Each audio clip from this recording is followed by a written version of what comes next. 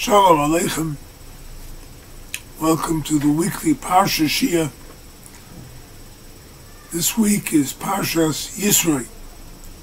It's a short Parsha, but a very fully packed Parsha. It's got the 10 Commandments.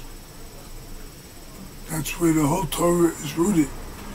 Tzaddik Goyin explains how all the 613 mitzvahs are included in the 10 Commandments. Interesting, huh? Well, let's start with the Parsha. Parsha says, Yisro heard. What did he hear? He heard the splitting of the sea, and he heard of the battle of the Jews with Amalek. The Zohar asks, what do you mean Yisro heard? Everybody heard it. Everybody saw the waters of the entire world split. If you had water in a cup you were about to drink, it split in half, right? Every river, every lake split in half when the splitting of the sea took place. That's what Rashi explains. So the Zohar says, what do you mean Yisro heard? And the whole world didn't hear? And the Zohar answers, Yisro heard, but he took action. That's the story. Yisro heard. He heard there were miracles. Something is going on here with the Jewish people, and I'm going to find out what it is. So he went out to the desert, not a comfortable place to live, but he went out to the desert to seek Moshe and the Jews in order to be able to convert and become a full-fledged Jew. So that's what the Parsha starts off. And the Gemara says, the Medrash, why was he called Yisro? His name was really Yeser, Yud Tov Resh. Why was he called Yisro? Yud Tov Resh Vov, right? Because he added a Parsha to the Torah. So his name was changed to Yisro, and that's how he's known all the time, Jethro. What Parsha did he add?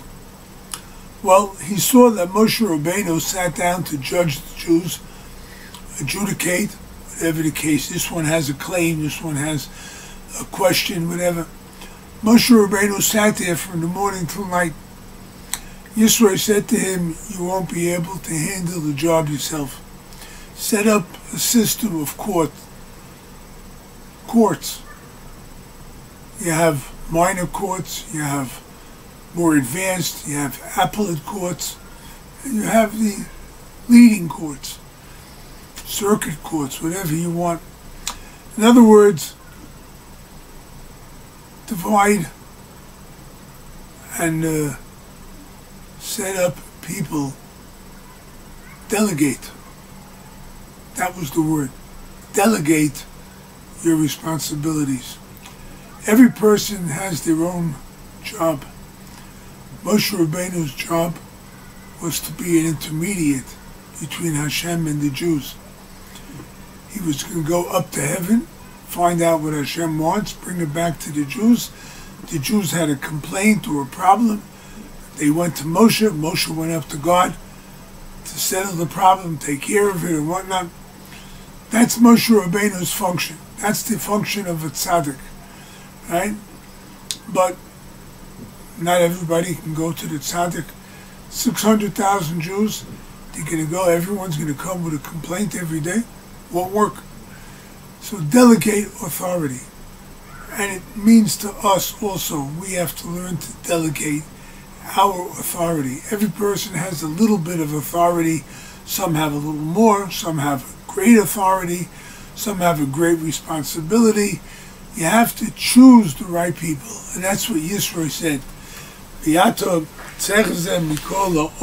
look for the people, Anshe Emes, Soine Botza, people who are honest. That's the key. Honest. People who despise money, they're not interested in how much money, everything like the newspapers. This one has this money, this one has that money. They're not interested. They have whatever they have. They're satisfied with their lot, right? The Yirei Elikim, they have fear of heaven, so they're not going to try and play games, right? And that's the important thing that we have to look for in leaders, right? You may delegate leaders, but they may be improper leaders. Who needs them?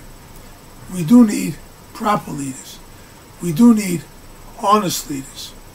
So that was Yisro's advice. But here's an interesting thing. When Yisro challenged Moshe, he says, what are you doing sitting there every day, people coming to you? He says, Ki yeh lohem dovar bo elai. When they had a problem, he came to me. Who's the he? It's they.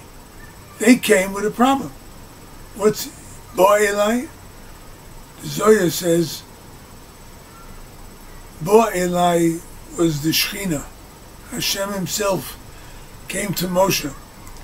He had to adjudicate, but he would be able to see who's right, who's wrong, right away. Why? How?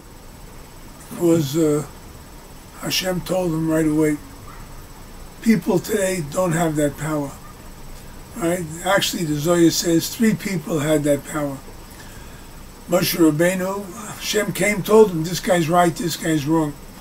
King Solomon had a throne, and whenever somebody would come before him for a judgment, right, if the guy was telling the truth, Solomon heard it. If the guy who told the lie, the throne had lions, metal lions and other animals on it, they would start roaring and braying, and they bring the fear of God into the person. He would admit what was right. So Moshe Rabbeinu judged because Hashem told him. Shlomo HaMelech judged because he had this chia that was able to discern what's right, what's wrong, like a lie detector, right? No problem. Third one to be able to judge that way is Moshiach. Moshiach will just smell right away who's right and who's wrong, right? Just with the power of smell, right? No more malodorous odors and whatnot. Moshiach will tell right away. So this was Moshe Rabbeinu. And therefore, he was able to go up to heaven because he was pure.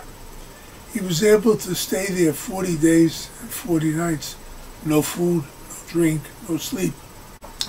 He was beyond the physical world. And therefore he was able to bring the Torah down to this world. He was so great, he could take something that's heavenly and bring it down to earth. Great thing. And Reb Nosson writes, take a look. A person really wants to find God, he can find God anywhere. Proof? Noach served God. There was no Torah. Avram, Yitzchak, Yaakov, they all served God. But they had no Torah. But their minds were so pure, they were able to find God and do the right thing. Follow the Torah. As the Gemara says, Avram fulfilled the entire Torah, not just the Mosaic laws, but even the rabbinic laws. He was able to define it and decide which is right, which is wrong, just because he wanted the right thing to do. Right? Moshe Rabbeinu was so great, he was able to take that Torah from heaven and bring it down to earth. Bring it down to us. I, as a Breslover, or I try to be a Breslover, know that Rabbi Nachman did the same thing, right? He's able to define the Torah, the psukim, the verses from the Bible, the Mishnah, the Gemara, Shulchan Aruch, the Medrash, the Zohar, the Kabbalah, he's able to take it and bring it down to a level that even I, no matter how low I am, no matter how distant from Hashem I am, no matter how far from Torah I am, I too could benefit from that wisdom. But there's a catch. The catch is you have to study the Torah. You have to read the books. Read the books of Torah. Read the books of the Gemara. Read the books of Rabbi Nachman. Read other books, right? But connect with Hashem. And of course, you have to really cry out to Hashem and speak to Hashem, right? Someone told me a joke. I don't know if it's a joke. He said they asked a Lithuanian Jew, a Litvak, and a Chabadnik and a Breslov, is there a God? Well, the Lithuanian Jew said, well, of course. Take out the Rambam, look at the Rambam, see what the Rambam says. Of course there's a God. The Chabad guy, they asked him, is there a God? He says, well, of course.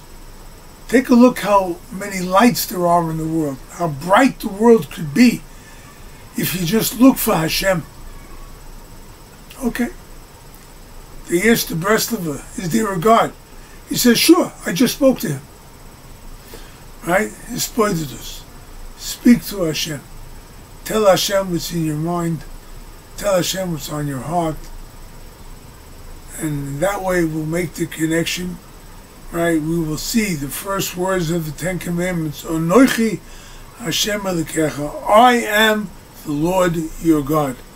I am. Hashem is. Hashem exists. And with that we'll be able to come serve Hashem and be with Hashem always, speedily in our time. Amen.